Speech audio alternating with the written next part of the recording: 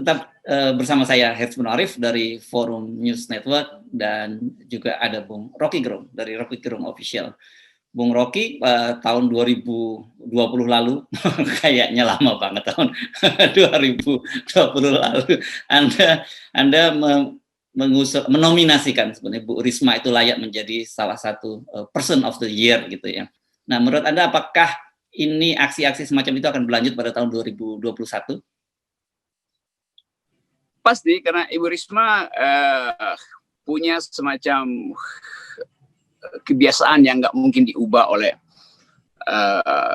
kebijakan politik. Jadi dua hal ada pada Risma. Yang satu adalah keinginan untuk selalu aktif secara konkret. Itu poin. Jadi secara konkret artinya mesti ada objek yang terlihat itu.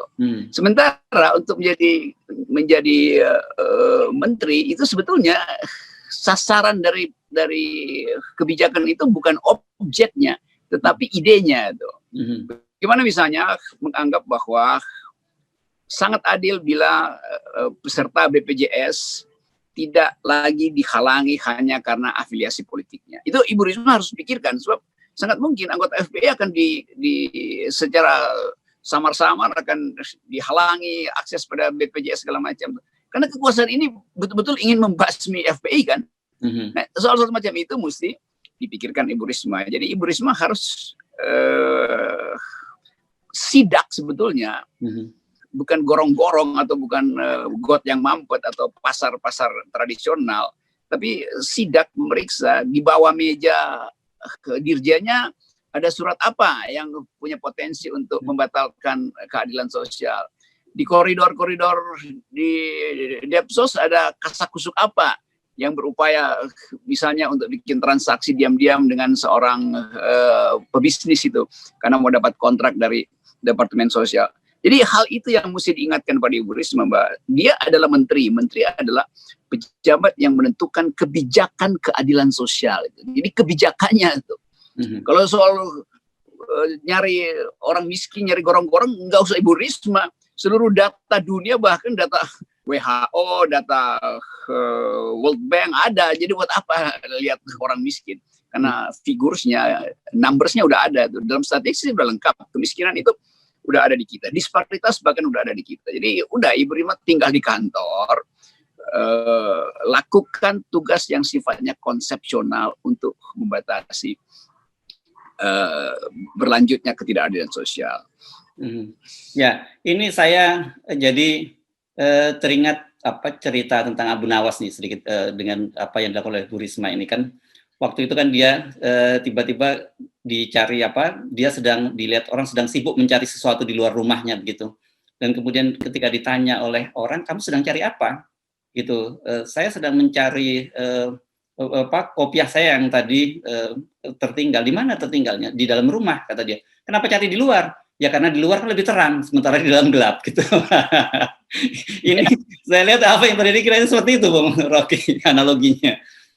Ya, kalau netizen bilang ya memang buat nyari kodok itu nyarinya di luar istana, di dalam istana nggak ada kodok. Ya mungkin Abu Nawas mau bilang bahwa sebetulnya dia lagi nyari kodok.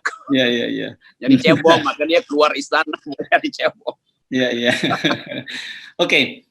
Nah, tetapi di luar itu bahwa satu hal kita perlu mengingatkan Bu Risma bahwa persoalan utama itu bukan di pinggir sungai, kemudian di bawah kolong-kolong jembatan, tapi persoalan utamanya di kantor beliau kan karena itu berkaitan dengan korupsi di Bansos kemarin ya yang dilakukan oleh menteri terdahulu dan juga para stafnya.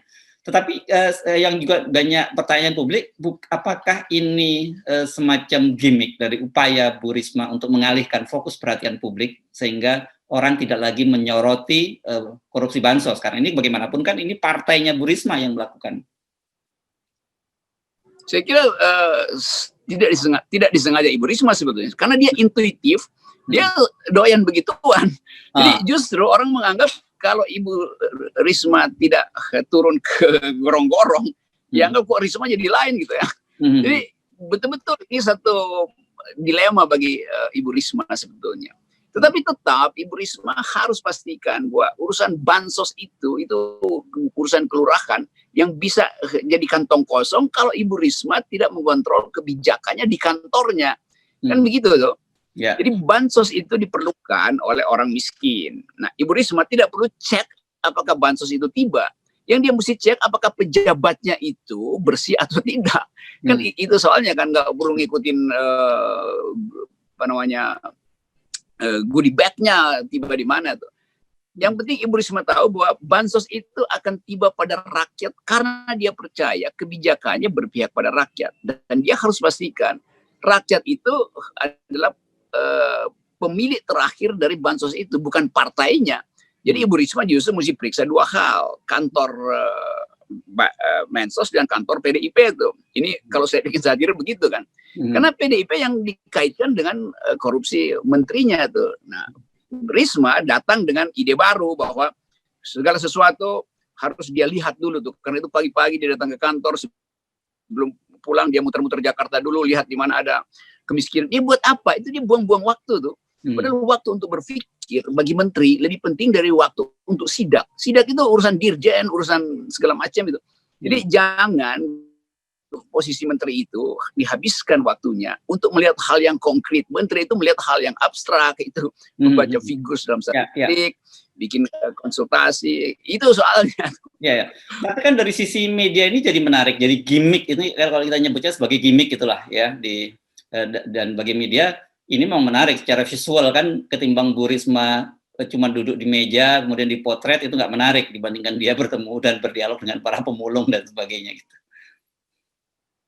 Ya kita bisa bayangkan Ibu Risma bicara dengan pemulung A hari ini, besok dianggap bahwa dia mesti ketemu dengan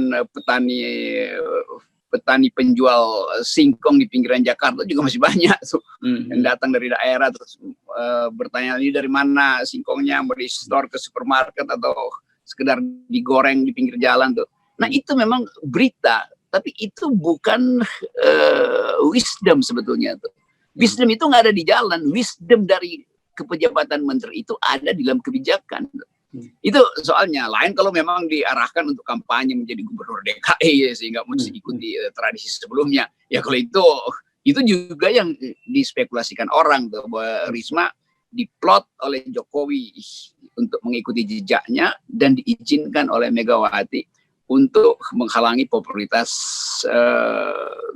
Anies Baswedan. Gubernur sekarang Anies Baswedan itu. Ini buruknya. Jadi orang akhirnya memplot Risma di dalam duel politik. Padahal kita lagi duel dengan COVID, duel dengan kemiskinan, duel dengan disparitas, duel dengan bansos. Jadi energi Risma itu diombang-ambingkan dan Risma kadang-kadang merasa ya dia gembira karena ada berita di televisi. Loh, pejabat kalau bisa menteri itu nggak perlu ada berita. Karena yang mesti ada berita itu adalah sukses dia, bukan dianya itu. Itu masalahnya di kita itu, menteri itu nyari kamera itu. Padahal kamera akan cari dia kalau dia lakukan policy yang sound, policy yang bunyi, yang bermutu itu. Ya. Kebijakannya. Tapi saya kira kita sebagai publik, sebagai media, kita harus mengingatkan bahwa jangan sampai kemudian juga media-media itu terlena dengan berbagai aksi dari Bu Risma, karena saya yakin masih akan berlanjut dan kemudian lupa bahwa ada persoalan yang jauh lebih besar, itu kita mengawal korupsi bansos. Ya itu saya kira tuh. Dan media sekarang menganggap bahwa ya memang nggak ada yang mesti diberitakan dari istana selain pameran aksi itu kan. Jokowi pameran aksi, menteri-menterinya pameran aksi, Menteri Keuangan pameran curhat, Menko Polhukam pameran body language yang penuh dengan kekerasan. Jadi memang pameran di istana itu bukan pameran akal, bukan pameran pikiran, tapi pameran kekuasaan. Ya, itu sebetulnya. Jadi saya juga nggak salahin pers karena memang cuma itu the only game, the only festival in town. Cuman itu kan yang ada. Nggak ada berita bahwa presiden mengunjungi satu pusat kebudayaan di Jakarta dan mengucapkan pidato akhir tahun di pusat kebudayaan. Dia mungkin harusnya ada di Taman Ismail Marzuki atau ada di tempat yang orang bisa anggap sebagai lokasi kebudayaan. Nggak ada di situ. Karena presiden fokusnya adalah FPI, infrastruktur, bail out, cetak uang. Jadi seluruh isu itu yang menguasai memori kita di 2020 kemarin dan akan di carry over, disorongkan, dilanjutkan ke 2021. Maka pers juga akan berbaris di depan istana untuk menunggu pameran-pameran arogansi itu akhirnya.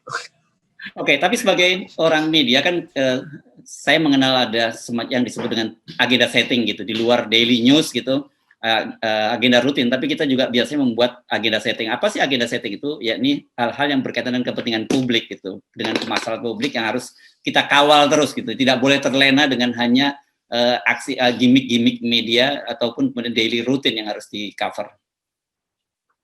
Nah, itu satu-satunya hal yang saya percaya bahwa civil society akan mengandalkan pers untuk mengajukan agenda setting tentang kemanusiaan, agenda setting tentang keadilan. Jadi tetap pers itu punya kemampuan untuk menghalangi pameran kekuasaan istana dengan lakukan countervailing berita, countervailing force. Agenda setting tentang penembakan Laskar FPI udah mulai menurun, maka itu mesti diperkuat. Agenda setting tentang mulai dari Masiko, orang masih tanya, mak masih berupaya untuk minta pertanggungjawaban Prabowo Sandi. Jadi tetap banyak isu publik yang tetap ada di dalam batin masyarakat sipil dan bisa dibaca secara jernih melalui agenda setting pers. Jadi saya berharap begitu, bahwa pers lakukan pemberitaan dengan energinya sendiri, bahkan dengan risiko untuk berhadapan lagi dengan kekuasaan. Itu baru kita sebut ada jurnalisme akal sehat yang tetap menuntun kita untuk keluar dari kegelapan gorong-gorong kekuasaan. Oke, baik. Terima kasih, Bung Rocky Gerung. Sampai jumpa. Ya, salam akal sehat.